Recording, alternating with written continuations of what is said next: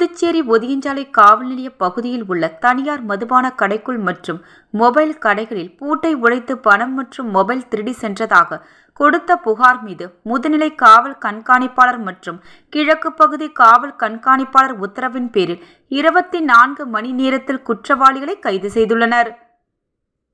புதுச்சேரி காவல்துறை குற்ற செயல்களை இரும்பு கரம் கொண்டு தடுத்து வரும் நிலையில் ஒதியஞ்சாலை காவல் நிலையத்திற்கு உட்பட்ட சின்ன சுப்பராயப்பிள்ளை வீதி காம்பன் கலையரங்கம் பின்புறத்தில் உள்ள ஓம் மொபைல் கடை மற்றும்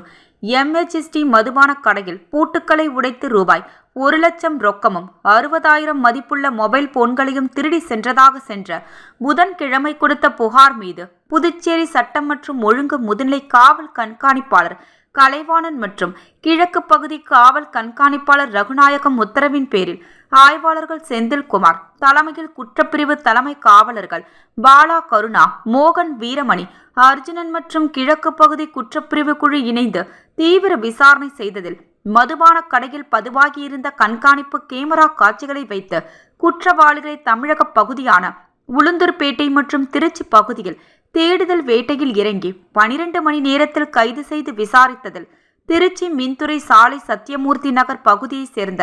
சக்திவேல் மகன் சச்சின் என்கின்ற சஞ்சய் என்பதும் இவருடன் மேலும் 2 சிறார்கள் இந்த திருட்டு வழக்கில் ஈடுபட்டதும் தெரியவந்ததை தொடர்ந்து அவர்களிடம் இருந்து ரொக்கம் மற்றும் மொபைல் போன்களை பறிமுதல் செய்து சிறார்களை சிறுவர் சீர்திருத்த பள்ளியில் சேர்த்து சஞ்சய் காலாப்பட்டு மத்திய சிறையில் அடைத்தது ஒதியஞ்சாலை போலீஸ். மேலும் இந்த வழக்கில் சிறப்பாக செயல்பட்ட காவலர்களை கிழக்கு பகுதி காவல் கண்காணிப்பாளர் ரகு நாயகம் வெகுவாக பாராட்டினார்.